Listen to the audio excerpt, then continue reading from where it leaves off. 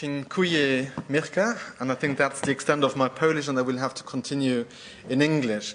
What I'm trying to do in the next 20 minutes is just give you an overview of a survey that Alzheimer Europe carried out in 5 European countries, give you some background on why we try to get a better understanding of what the public perceptions are with regard to the value of a diagnosis, give you some information around the methodology that we used, and ultimately, of course, and the most exciting part, hopefully, of this presentation is going to be the new results.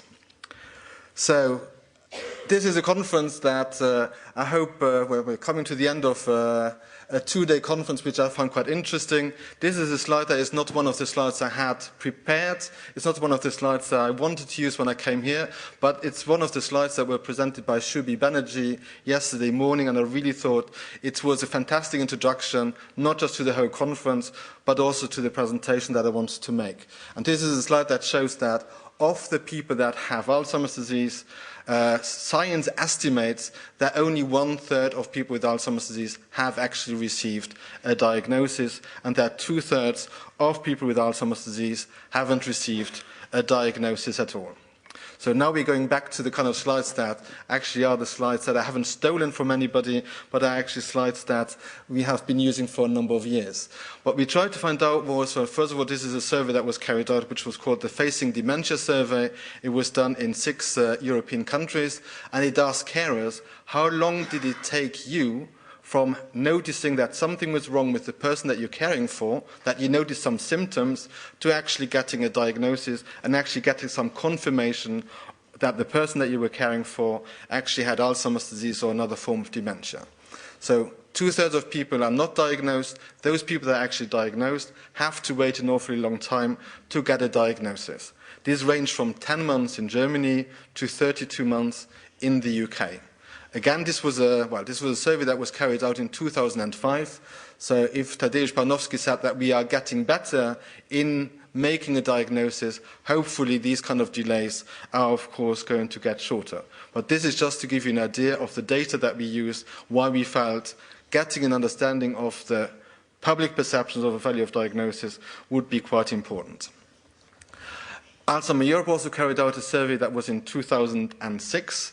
It was called the Carer Survey, and what we tried to understand was, well, what were carers' attitudes? One of the issues that we looked at in more detail was, do the people that have Alzheimer's disease or dementia, do they actually know that they have the disease? Have they been informed about their diagnosis? You can see that the European average was 64%, so 2/3 of the people with dementia actually knew about their diagnosis, but it means that 1/3 didn't even know that they had a diagnosis. And I'm pretty sure that the people sitting on that table will find that that's a kind of shocking result, that they have a diagnosis and they were never given that diagnosis. And the only people that know about this are their carers, their family members, other people, but they themselves were not aware of that diagnosis. You will also see that there are very pronounced differences across Europe, and you will see on the right that in the UK, or rather in Scotland, 80% of carers reported that the person that they were looking after knew that they had a diagnosis of dementia. In Spain, only 1/4 of people actually knew that. So with that in mind, we really felt, well, it would be quite interesting to see, does the public actually want to get a diagnosis? Does the public want to go and see a doctor? Or is the fear, the stigma attached to the disease so great that actually people do not want to get access to a diagnosis? The way we went about doing that is that we set up a working group with the national Alzheimer's organizations in the 5 countries that were involved in the survey. So it was France, Germany, Spain, Poland, and the United States. We worked together and developed the survey. Then we worked together with the Harvard School of Public Health to design the survey instrument and to analyze the results. The fieldwork was conducted via telephone, and we used the standard polling methodologies, and it was TNN, which is a very renowned, very respected research company that carried out the survey interviews in the different countries. when I'm talking about this survey, none of this would have been possible. None of the interesting results that I'm going to present to you would have been possible without the fantastic support that we received from Bayer Healthcare, who provided an unrestricted educational grant for us to be able to carry out this important work. When it comes to the sample, to give you an idea of how many people we actually interviewed, you can see the table here. It ranged from around 499 in Germany to 639 in the United States. It was more or less normally was all carried out in pretty much the same week, so that there's not, if there are differences between countries, it's not because something happened in the world on that day that completely changed the results from one country to another. So they're they're random representative samples of adults age 18 and older in the 5 countries. And you also see that the margin of error that statisticians thought that survey had was between 3.9 and 4.4%.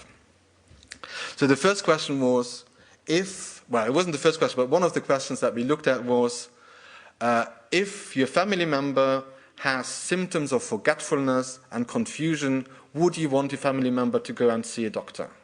And you see green is yes, blue is no. For some countries, you can hardly notice that there's blue on the graphs. We were really surprised to see that the overwhelming majority, and it's between 94% and 99% of people said, these are not carers, people said, of course, if we see that, we want that family member to go and see a doctor. And of course, there's one thing, I want my mother to go and see a doctor, but would I want to go myself to go and see a doctor if I have symptoms of confusion and memory problems? Might be slightly different, so of course that was also a question we asked. And although the averages are just slightly less, you still see that there's an absolutely overwhelming majority, between 85% and 95% of people saying, well, of course, if I have these symptoms, I would like to go and see a doctor and get some confirmation of what is possibly going wrong. Again, you could argue, well, if they want to go and see a doctor, that still doesn't mean that they would want to get a diagnosis. Maybe they just want to go and see a doctor, get some medication, but actually what they don't want to be told about their diagnosis. So that was, of course, one of the questions that we asked. Well, if you go and see a doctor and your doctor suspects that these symptoms of forgetfulness and memory problems that you may have, if that's actually Alzheimer's disease, would you then want to get a diagnosis? And again, the blue is hardly noticeable in these slides. Between 94% and 98% of people said very clearly, if the doctor suspects that I have Alzheimer's disease, I would want to know. And then what we very often faced with in previous surveys was that very often people were much more interested in getting information about their own health than they were prepared to give to their carers, to their mothers, their fathers, their partners, and they very often wanted to protect other members of their family from a diagnosis of Alzheimer's disease.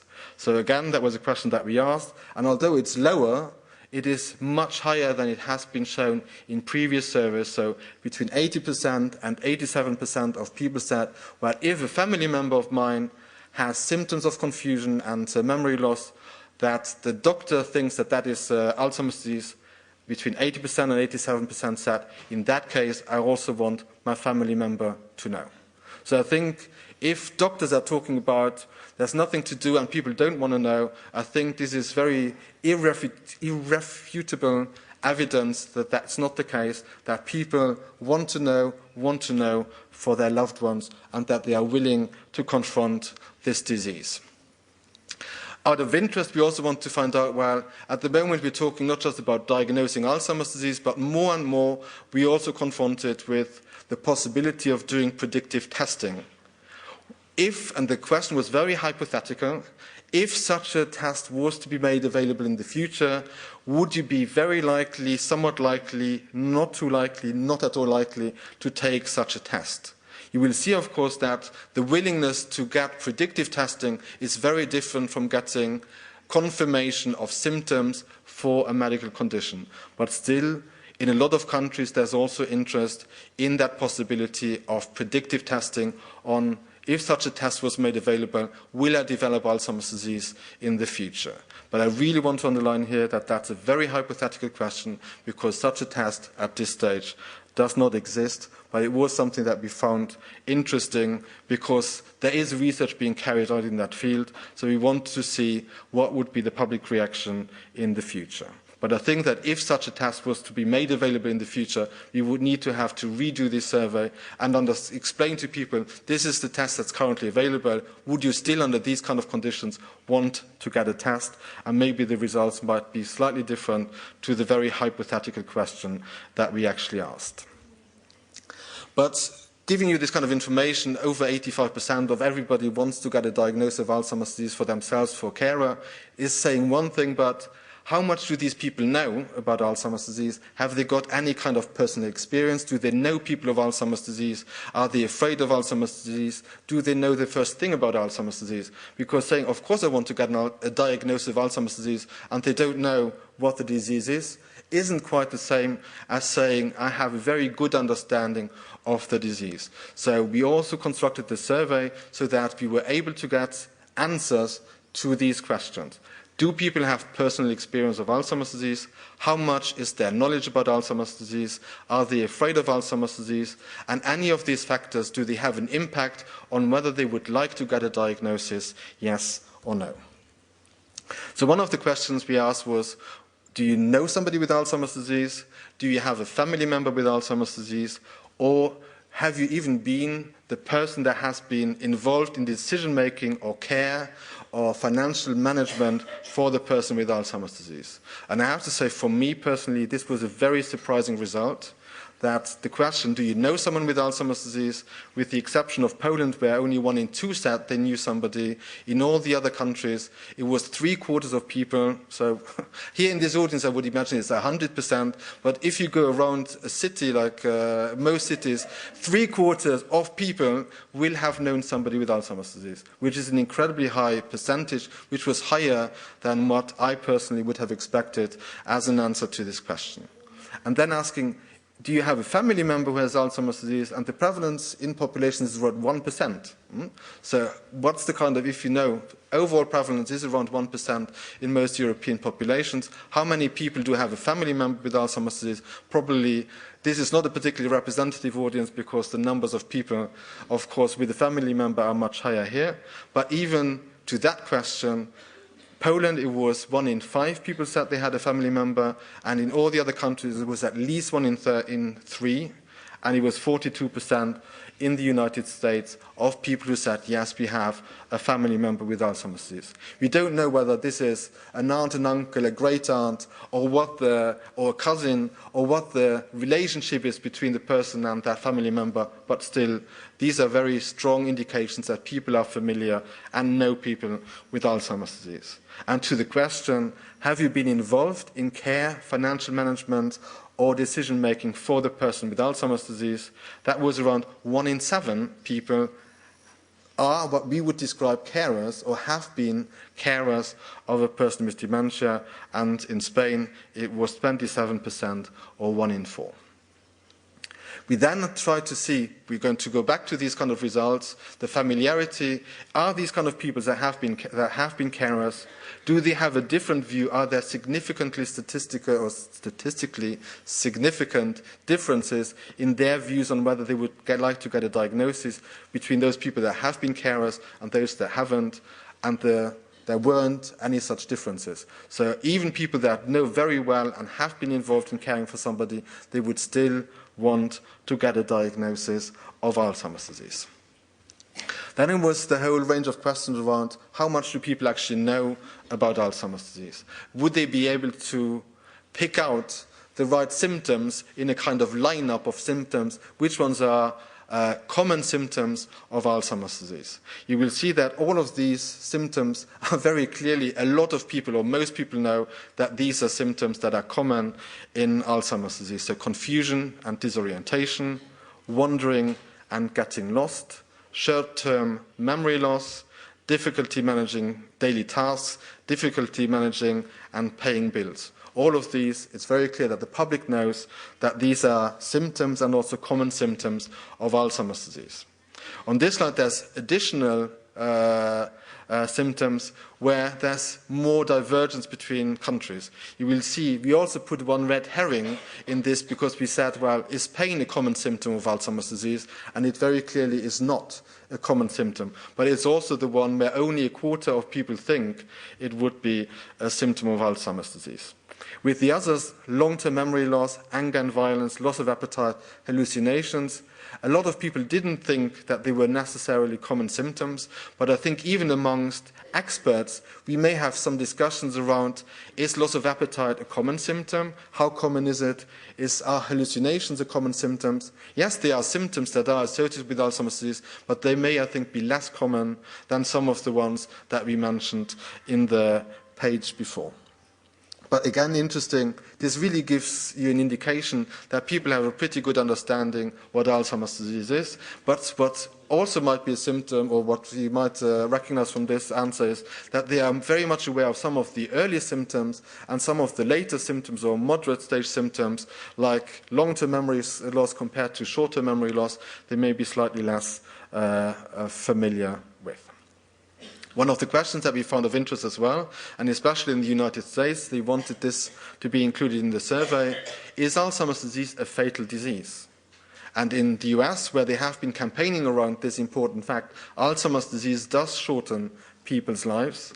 61% in the US knew that fact, but in European countries, that perception was a lot less. So people actually thought maybe that Alzheimer's disease wasn't such a disease as they knew in the United States. We also want to know, well, do you believe that there is a simple, reliable test that can diagnose Alzheimer's disease? You will see that people say, yes, there is. About half of people think that there is a reliable test, and a lot of people don't know. And some people know that currently there still isn't a diagnostic test. And I think that these are, again, results that give some interesting policy recommendations or even recommendations for doctors on how to use some of these results. We also then want to know, do you believe that there's currently effective treatment that exists to slow the progression of the disease? And in a lot of countries, you will see that people do believe that such an effective treatment exists. You have, in Spain, they're less optimistic, only 27%. In other countries, and in Poland, 63% of people think, yes, there is an effective treatment, when actually, currently, we know that there are only treatments to treat the symptoms of the disease. We also find that a lot of people think there may not be a treatment now, but at least in 5 years' time, there will be a treatment. So from that, looking at that slide, we also want to get an understanding, well, all these people that believe there is a treatment now or there will be in 5 years, so the kind of more optimistic people when it comes to the treatment, would they have different views on wanting to get a diagnosis than those people who say, there is no treatment at the moment and there won't be a treatment in 5 years. So the more negative or pessimistic people, or realistic depending on how you look at it. So these people, is there a difference in how they would like to get a diagnosis, yes or no? And the survey found actually there are no statistically significant differences between the optimists and the pessimists when it comes to effective treatment.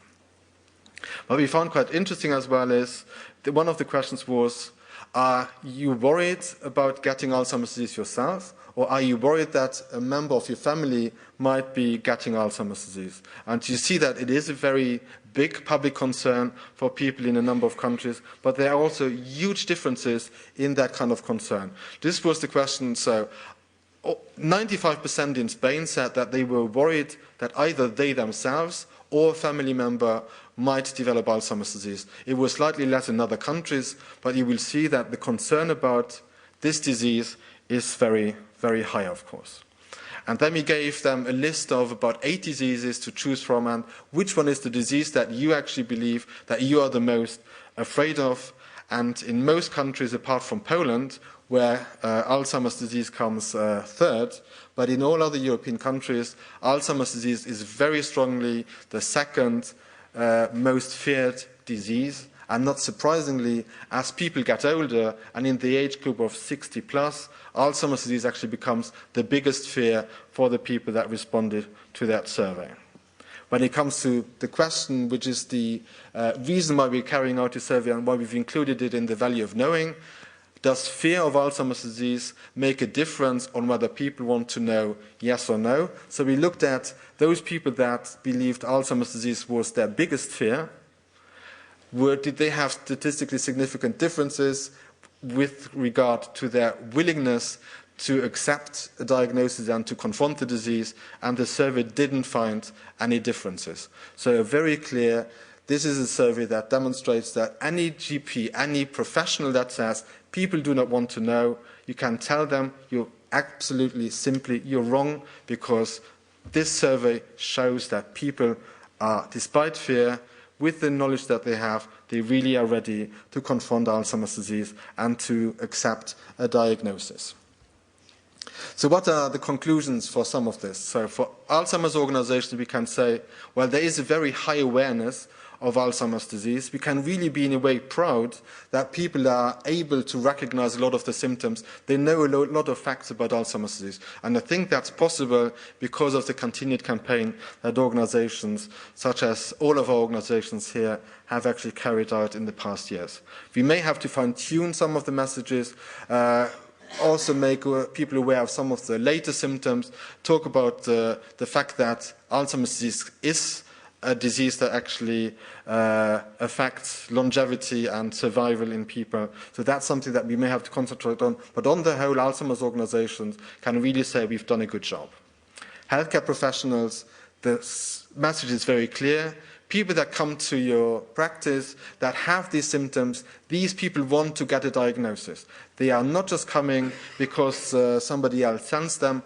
These people are coming because they want to get a diagnosis, despite the fear or any kind of other concerns that they may have.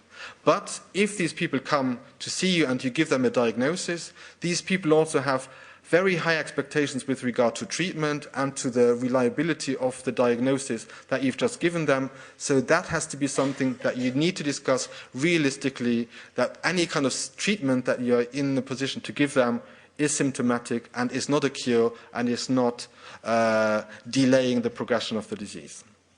For policymakers, I think there are some interesting conclusions from this survey as well. It is that fear is, because a lot of people always say, because of fear, that's why we have these kind of low numbers of people that get a diagnosis. Fear may still be a factor, but it is not the only factor why people do not get a timely diagnosis. So as policymakers, there is a need to identify what are these other barriers and try to then put systems in place to overcome these barriers. Also, I mentioned the subject of predictive testing. If a predictive test becomes available, I really believe that we need to have some discussion around the ethical implications of such predictive testing. And then maybe just short recommendations out of the survey that we found. When we're talking about, we as organizations, as Alzheimer Europe, as national organizations, we have been campaigning for people to get an early diagnosis for a number of years. But what we're talking about is not just early diagnosis for a diagnosis' sake, but we believe that no diagnosis should be made without post-diagnostic support. So anybody who will receive a diagnosis should be giving at the same time the address of a local or national Alzheimer's organization. No person that gets a diagnosis shouldn't get access at the same time to peer support and psychosocial interventions. Of course, access to treatment has to be given at the time of diagnosis, and these people need to get legal support, advice on how to write up an advance directive, write up a power of attorney, and all of that information. So when we're talking about early diagnosis, it is really not just a medical question, it is a social question, it is an ethical question, it is a legal question. And anybody who would want more information about this survey, you can find that information on our website, www.alzheimer-europe.org. Thank you very much.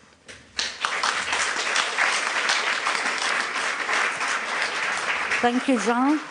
There is perhaps a minute or two to ask questions now. Yes?